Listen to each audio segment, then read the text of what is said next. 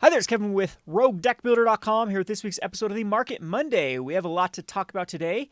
We'll talk about the Pioneer metagame and how it's shaping up, as well as the Mythic Championship 7 qualifier that was played over the weekend. So Pioneer we'll get to. Just before we get into it, it looks pretty good with this recent event being the Pioneer League. Look how many decks actually went 5-0. And how this works is they have to have enough copies of different cards. I believe it's 10 different cards in their sideboard / main to actually make this list. So it weeds out a bunch of duplicate decks, and I haven't seen a list like this ever, I think, since Wizards of the Coast changed it over to how the 5-0 decks show up in these leagues. We also have the Pioneer Challenge that paints a little bit different picture because there's a lot of duplicate and overlapping archetypes or cards in this tournament that happened. However, this is still a good sign. If a deck can go 5-0, that means that if a variety of decks can go 5-0, that's good for the format going forward. And we'll check out some of those deck lists and see what possibly could be sleepers in this format.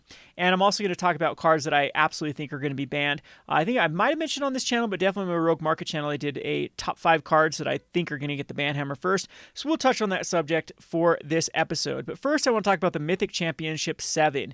And boy, oh boy, is this bad news bears for the format. You can look at the right-hand side of the top cards played, and you can see they're all green, with one card being the exception, but all it does is it takes care of green cards, being the Noxious Grass. So Noxious Grass just destroys a creature or planeswalker that's green or white. So that's how this meta is played out, where green is definitely the best decks with lands now being banned. And in fact, even when lands wasn't banned, this was probably the best deck of the last Mythic Championship.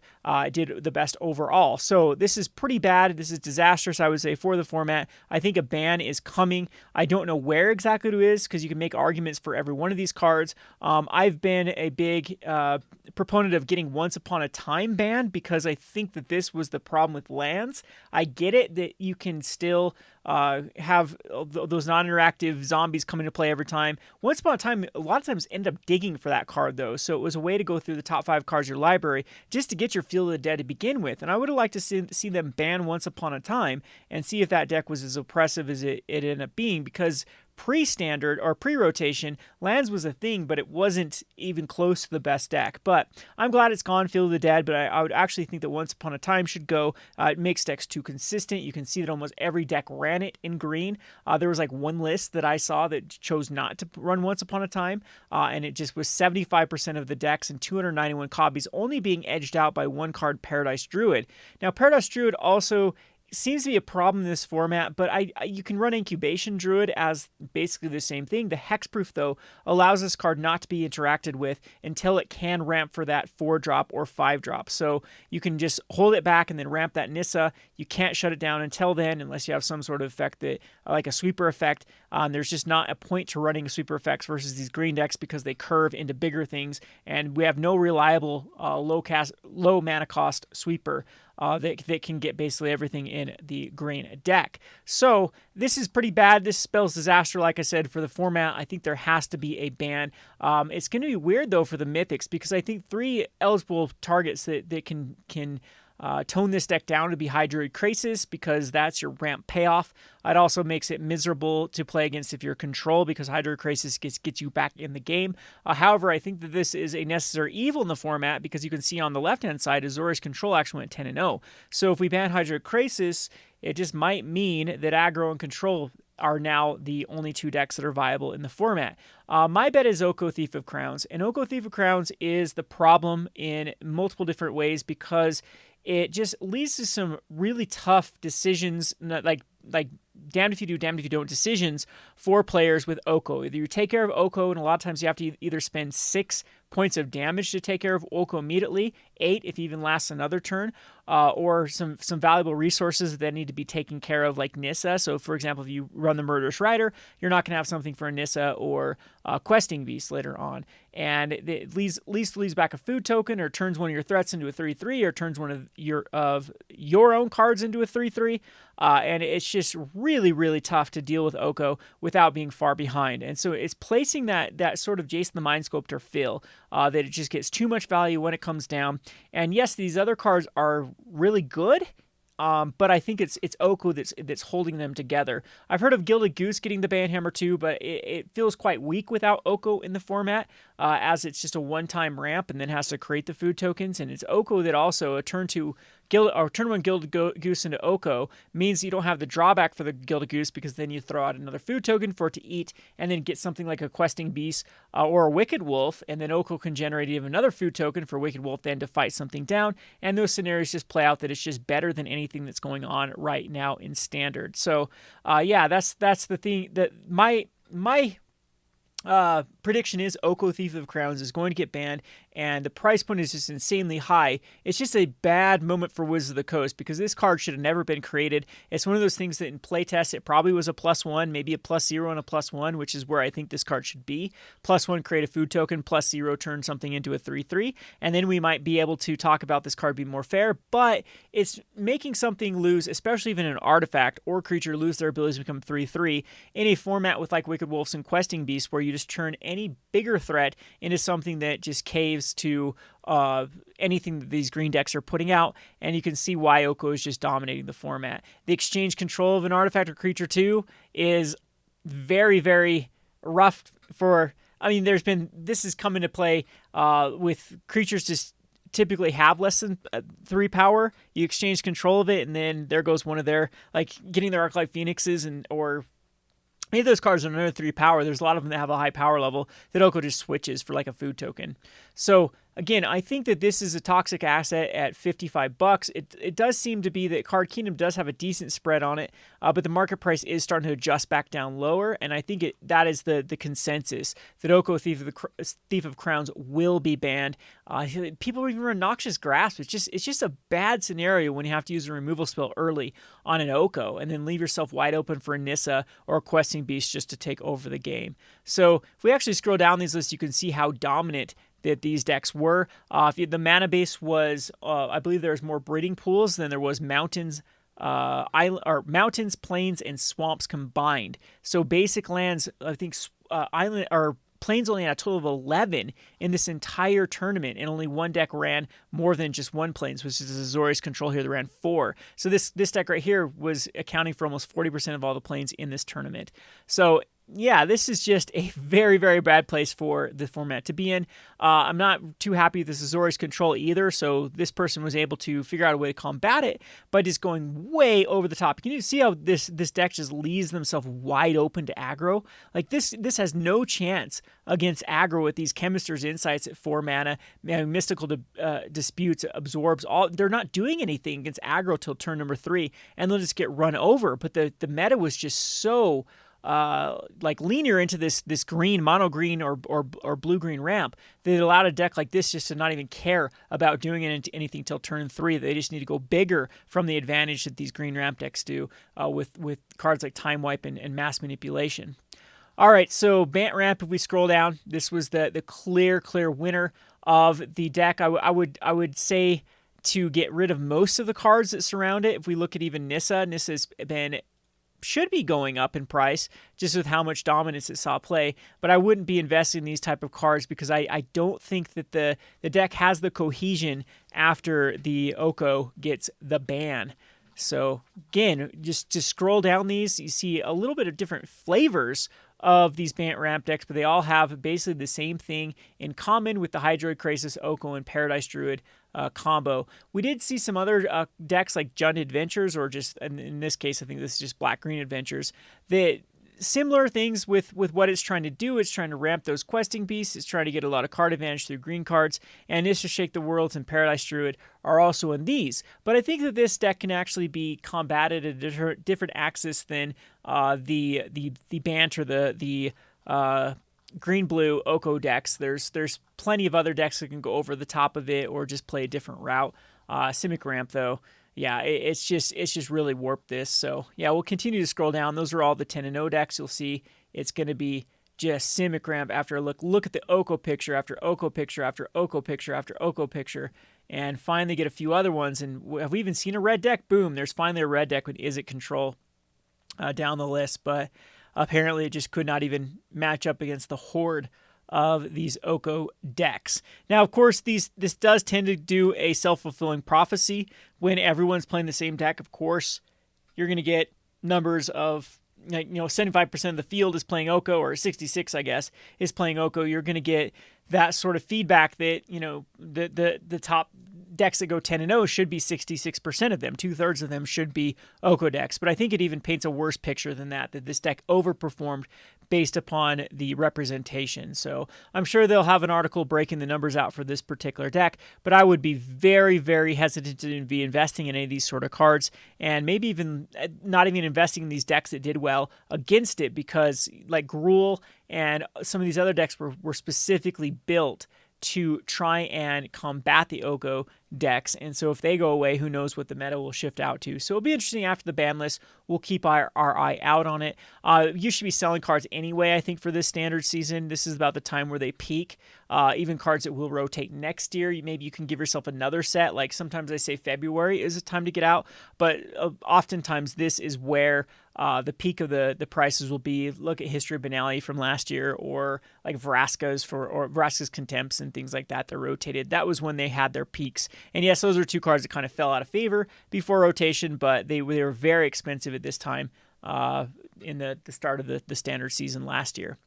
Alrighty, so I want to shift over to Pioneer. So Pioneer is actually looking like to be a pretty wide open format. Like I said before, look at all the deck lists that were viable in this Pioneer League. And if we look at the top cards that were played, we have Fatal Push in 124 copies at 28%, Veil of Summer at 29%. We have Wild Slash, Teferi, Once Upon a Time. It's funny, because a lot of these current standard cards are actually doing very well right now in the Pioneer meta. Thoughtseize, no surprise there. Smuggler's Copter, Opt, Llanowar Elves, and Monastery Swiftspear. So it looks like aggro did well, or at least there was enough different versions of aggro to make Monastery Swiftspear actually come up in these lists. The top creatures, Llanowar Elf, not the goose. So Llanowar Elf tends to be a little more powerful. Elvish Mystic right behind the Llanowar Elf. I don't know why they're preferring Llanowar Elf over Elvish Mystic. I wonder if it's people forgetting that M14 is legal in this set. I don't know what other reason. There isn't an even split between the two. Beaumont Courier tends to be good. Soulscar Mage, Scavenging Ooze. A lot of these low to the ground creatures. Look, 1-drop, 1-drop, 1-drop, 1-drop, 1-drop, 2-drop, 1-drop, 2-drop, 3-drop. Spellcaller, hey, I might make my money back on MT Joe. And then a 2-drop with Jace Vryn's Prodigy. This one's also interesting that Jace wasn't nearly as dominant as people suspect it to be, that it would just be I even was quoted saying it will be the birthing pot of the format, meaning if you're in blue, you're running it. We'll have to wait and see if that's how it actually pans out with Jace Vryn's Prodigy. Yeah, just I don't think it, so far, a lot of the cards that people think were too good for the format, like the Smuggler's Copters and the Jace Vryn's Prodigies, might end up not being as good as everyone thinks. So Smuggler's Copter is showing up here in the top spells, but it does have answers this time around in the format that it did not have when it was in Standard. So let's just wait for this to load and see some of the deck lists. There are a lot of cards that I'm actually surprised this one doesn't run Oath of Nissa in it. I guess this one doesn't run any Planeswalkers for the four-color Ascendancy. There's a lot of Ascendancy versions. There's different ways to actually build it. One being the Domineer card that turns all your lands into 2/2s. This one's looking like it's going more on the just on the creatures rather than on going all in on the spell that turns all your cards into land. It does have an Elemental Uprising that can do that. Yeah, these so many lists that it's crashing my computer trying to load them. Looks like mono red, very similar to what we have. What's really cool about this format is you have like Tobrain, Threat of Redfell that had 3 mana, 3 red mana. It'll be interesting to see if someone actually comes up with a devotion, because look at this red deck right here with Ash Zealots, Eidolon the Great Rebel, and Tobran. That seems to be a Fanatic of Mogus would hit hard. Goblin Chain Whirler too. Look at that. Oh, it is Fanatic Mogus. There it is. Hey, look at me. I skipped over it. So yeah, this definitely is a Fanatic of Mogus deck. That's interesting there. So that one's cool to see. We have the Bant Reclamation Control, which is using Wilderness Reclamation and not Approach, huh? Just dig through time and just Are they doing the take a billion turns? They're not even doing that. So what's the win con of this particular deck? I don't even see one. Someone in the comment section will have to see what the win con. So Sensor no, Cyclonic no, Dovin Growth, Absorb. Do you just shuffle everything in somewhere? I'm not even seeing where it shuffles in. Uh-oh, we lost it. Where we'd shuffle everything. Maybe, yeah, not seeing anything here either of what the win con. You just getting everyone to scoop? Because I definitely am not seeing it. I'm not seeing a win con. Is there one of those cards that turns something into a creature? Weird. Yeah, I'm not even seeing the win con. Correct me where the win con is in the comment section for this particular deck.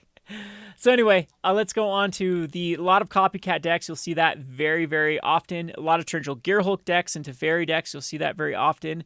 And then Boros Feather, lots of these decks too that I've seen. So you can just scroll down this list. We'll try to look for a lot of similarities, but you can see that it is starting to pan out to have lots of Teferi decks, for example, lots of red decks going low to the ground.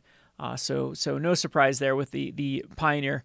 We can go over here to the Challenge. Like I said, it paints a little bit of a different picture here with the Pioneer Challenge. It was taken down by a Planeswalker tribal-based deck, not using the Oath of Nissa, which was interesting because usually most of the decks that do run Oath of Nissa, I've been noticing their Oath of Nissa plus Nightthose Shrine of Nyx is showing up in a lot of lists.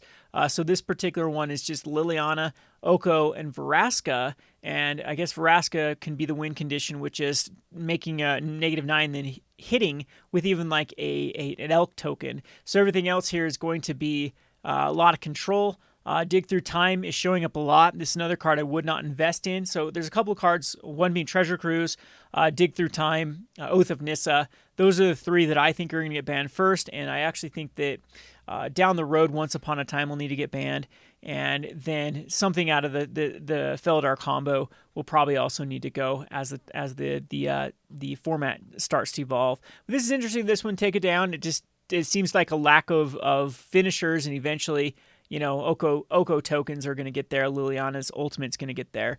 We've seen this sort of deck before. The second place one was an Arclight Phoenix. This is going to show up quite a bit. It seems like this is a very legit deck in the Pioneer deck, so Arclight Phoenix should have a resurgence in value. Thing in the Ice also should be going up in value. And then some of the cards that were used in this deck, I'm not sure if, like, Strategic Planning is good because you do go through the top 3 and put one in your graveyard. And the Chart a Course and Treasure Cruise. I could see these decks also running the Finale eventually, because I think there's a lot of ways to enable the Finale. One of the reasons why Finale is not working right now in Standard is a lack of sorceries that actually synergize it with, but you get Chart a Course and Strategic Planning back. And then Treasure Cruise too. Of course, you're not going to Finale Treasure Cruise, but it's going to utilize a lot of cards going to the graveyard with Treasure Cruise. And a lot of people that have played this deck say that Treasure Cruise is absolutely broken with Arclight Phoenix in the moment. It allows you to do some very silly things later on. So keep your eye on Treasure Cruise. I think that Treasure Cruise is on its way out, but I think this deck is okay without it. There are a lot of other cards you can put in its place. Even cards like Quicken can be another cantrip for the deck. All right, third place was another Oko deck. So, excuse me, a lot of people are even complaining about Oko in the Pioneer format now. Oko Thief of the Crowns, the 4 of this with Courser, Jace, Kalitas, Scavenger Ooze. And then, so all these are playing a role of stopping what your opponents are doing with roadblocks. And then Oko tokens are going to be your go-to win with Abrupt Decay Assassin's Trophy. But this is the kind of worrisome thing that a lot of people are just mainly going into blue for Dig Through Time. Fatal Push, Hero's Downfall, and Opt as the other cards. The fourth place was a mono blue deck. This is also very popular. Master Waves has a pretty small price point right now, but it was in the dual decks, Merfolk versus Goblins. There are some other interesting cards in here, like Harbinger of the Tides. Maybe that spec might pay off for me, and if you have been a follower of my channel for quite some time, you may know that I went all in on Harbinger of the Tides, all in on Tidebiter Mage until Harbinger of the Tides replaced it, and then Harbinger of the Tides got replaced in Modern by the Merfolk Trickster. But we have less This is more of a blue devotion based deck, so it's not really caring about Merfolk, and so these are really good cards just because they're blue devotion. So Harbinger of Tides is going to bounce a card, Master Waves or Merfolk Trickster is going to tap down a creature for a turn, and eventually Master Waves is going to get a bunch of elementals out to finish off the game, and you have a lot of good devotion cards with the Thassa and Tempest Jin as well, with Smuggler's Copter and Smuggler's Copter just really putting the deck together, making you get rid of excess cards you don't need, like lands. So we go on to the next one, which is an Oath of Nissa deck. This is going to be another very, very popular card, as it does help you beautifully cast all of your planeswalkers with no problem. And the Oath of Nissa also is playing another very relevant card slot for Teferi. This happens a lot where Teferi then bounces back the Oath of Nissa to then cast again to get another threat. And especially when you can go find a Felidar Guardian with your Oath of Nissa, you can get Planeswalker, land, or creature. You can even get cards like Reflector Mage or Rogue Refiner. And there's just a lot of synergy with that, with Teferi and then Oath of Nissa. We also have seen the Oath of Nissa just being used for the devotion for Nykthos Shrine of Nyx. I don't know if I mentioned that earlier, but that's a kind of another thing why I think Oath of Nissa is just too good. And it's crowding out like Traverse the Ulvenwald. It's crowding out... there's one out of Dominaria that does a very similar things. There are many of these cards that just help do the green ponder. But Oath of Nissa, adding that permanent to the... even the permanent type, if you're even going the Delirium route, if you cast 2 of these, one goes to the graveyard and gives you that for Delirium, I think is going to be too much for this format. And it's again, it's on my short list of cards I think are going to get banned in the format. If we go over to the next one, we have another Oath of Nissa Saheeli combo. A little bit different lists on this, heavier on the numbers here. So this one's more spread out of different things, and this one's heavier on the numbers. Both of them are running the Teferi Time Raveler and Saheeli and Oko for what that's worth. Another Arclight Phoenix, with same thing. This is going to be a Treasure Cruise one. Another Arclight Phoenix, this one very similar. So that deck does seem to be taking over. And once again, another Oko, Liliana Last Hope, just with a bunch of control cards. So again, we had a lot of lists of cards that did quite well in the 5-0. But when we actually start looking down on this tournament that was held, the challenge, all the top decks were dominated by Phoenix or basically Planeswalker Oko or Saheeli combo decks. So yeah, shaping out. The further you get in, you're going to find more of that stuff, more Okos, more Planeswalkers, more Okos, and something's going to have to give from these particular decks. So those are the cards. Oko might actually even get a ban in this format too, which will spell disaster for the card. It does see some play in Modern. But if you actually come over here in the Movers of Shakers, there is a lot of movement with the Pioneer cards still. For if you just separate it by Modern, you can see that the cards that were even recently printed, like Chandra, Torch of Defiance, are going up. Nexus of Fate that just rotated, Thing in the Ice, are all going up. We're in online here, but paper online too. I wouldn't, even if you're a paper investor, I would not ignore this online tab that you see on MTG Goldfish, because a lot of times online just moves quicker than paper, and paper will follow. So this is a good sign of these cards too going up in paper if they haven't already. You can see this one though. We have Voice of Resurgences. They're on the move. Voice of Resurgence actually, no, it doesn't put out an elk. It is an elk, but it doesn't put out an elk. It's an elemental. Liliana Last Hope's going up. Jace Vryn's Prodigy, another card though I'd be very, very hesitant on investing in it because it's one of those cards that absolutely could get banned. And then actually looks like some Modern cards are recovering, because we did see, like, this is something else I need to talk about in depth sometime on another video, is Magic goes in its natural ebb and flow when new things come out. Like, you'll always see a dip in Modern and Standard cards when the Commander products come out. And then you'll see a dip in Commander cards, Commander staples, when there's like a new hotness in Modern or a new Standard set, like the first set of the new Standard set after rotation comes out. And that's basically because people cannibalize their own collections to afford new cards. It happens way more on MTGO than it does in paper because that temptation's right there. But it still happens at your local game store level and your buy list level, like people selling to Card Kingdom and Star City Games so they can get the credit to then build their next decks or sell their cards at GP. And that does add a lot to the supply. And then those eventually do bring the price down of all cards. So maybe a deck isn't necessarily less hot in Modern. It's just that the new hotness is Pioneer and is driving the prices down of Modern. You can see this most on online. If we go back over to the Modern staples and click on basically any one of these cards and look at their online price, you can see a trend of every one of them that they have all been going down since the release of Pioneer. So Mox Opal, I think, was even more. Yeah, look at that. After Pioneer just crashes down in value, then we have the Scalding Tarn crashing down in value. Renin 6 even from right there with Pioneer. Everything. This will probably be temporary. It might be a good time. Like, I personally am not investing anymore in MTGO just because I don't have a lot of faith in the platform. It just makes me very uneasy with. I mean, this is a good sign that they added it to Pioneer to MTGO and not to Arena. But I'm thinking that they're going to give a lot more love and attention to Arena in 2020. They want Arena to be the go-to place. It's just a more streamlined client. It's a lot easier to get money out of people on Arena than it is to get money out of people on the aging client that is MTGO. There's a lot of sluggishness. There's a secondary market, which cuts into their profits. So I'm thinking that will be the attention, and they'll try to push people back over to MTG Arena after the success of MTGO. And that for that reason, I just don't feel comfortable investing. But it looks like MTGO is back to an investable platform, and this is a pretty good time to get into your Modern staples, because they will come back around to the point when we have a big tournament on Modern and people need to pick up their Modern cards, or maybe new players. Now the new way of going about how you play Magic is you get introduced to Standard, then you go to Pioneer, then you're like, hey, I'm sick of Pioneer, I'm going to try out Modern.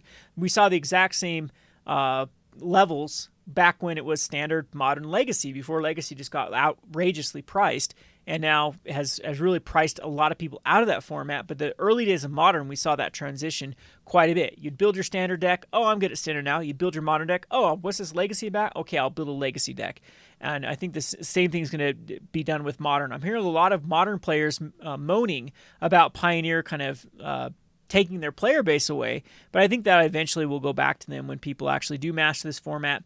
There is a lot of overlap between the formats, so a lot of your cards are good in Pioneer are probably still going to be good in Modern.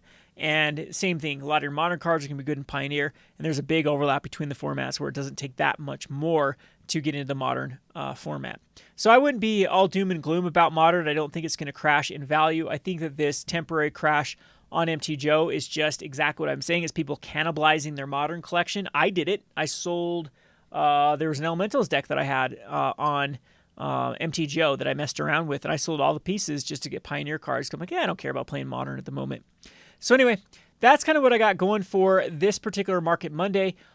Be looking at those Pioneer. It's going to start to shape up with the meta, because we actually look at the Pioneer meta right now. It gives a little bit of a picture of what's good here, but also that this Pioneer Challenge should have the release on MTG Goldfish here tomorrow, and we'll be able to get the numbers of cards without painstakingly counting them out, and that will also give you another picture of what cards are seeing a lot of play in the format. But this does give you a good overall idea. I would start targeting decks that are doing well, that are more sleeper based decks like these. The ship has probably sailed for most Pioneer cards. In fact, I personally am selling in to this bubble because I think this supply Return to Ravnica forward is much greater than people think. And it's just going to take some time for the odds and ends, like the missing pieces. Like, I'm sure there's stores out there that just haven't put up all their inventory yet. I'm sure there's players that when they see the price points of these cards, I'm like, I don't play this in my commander deck that often. I'll sell it. And that will have a huge effect to the supply, because Return to Ravnica forward is heavy supply. You can look at cards that have seen play for a long time in Modern, like the Mantis Rider, and it didn't budge. So why are we expecting cards with similar supply and similar rarity from sets from Pioneer to go up above their dollar price for rares? So if there's any of those type of cards, you should definitely be selling out of those. Particular ones that I've been selling is Mana Confluence. I think it's going to get reprinted before it will ever go up more than it currently is. I think at the $30 or $25 price tag of Mana Confluence is going to go back down to the $20 range. And so right now is a great time to cash in on Mana Confluence, and then eventually Mana Confluence, eventually it will get reprinted, and then you'll be able to, get back in on this. So this spike is just unjustified in my opinion. This card does see a lot of play in various formats, but it's Pioneer just can't, in my opinion, Pioneer doesn't have this much of a demand for the card. I think that halfway point is probably more fair. 30% increase in a card, not 3 times increase in some of these cards. And so many of these type of cards I'm just absolutely getting out of right now in anticipation of that settling time period where all the supply is finally going to get back online and dump down the price of these. So I suggest you do the same. Last but not least, there was a mention of another product today on Twitter. So they've been working with Wizard of the Coast and Gavin Vera in a very cool announcement video for some future Magic products. Of course, this is the Command Zone. They play Commander, so I doubt it's going to be Brawl-oriented or Popular-oriented or anything. I think this is going to be Commander-oriented. There was some murmurings about Gavin Vera saying there was going to be some sort of sealed limited Commander product where you can draft your Commanders and play. I don't know. I don't know if they're ready for that yet. I bet this is just going to be another of the Arsenal, or I don't know, maybe a best of, like another Commander, sort of like a Commander 2019 product, but specifically to characters on the Command Zone, like Josh designed a deck. Gavin designed a personal deck. Jimmy designed a personal deck. I could definitely see that also as the product. But again, there have been some murmurings about a limited Commander product that was designed for you to build a Commander and then play an event. That just seems like it's a mess to try to get on the market though. But that could easily be it as well. So be looking at your Commander staples. Does look like there will be some sort of reprint, whether it be that anthologies or another sealed product. And yeah, that is something that you should be aware of if you want to get out of particular Commander staples at the moment.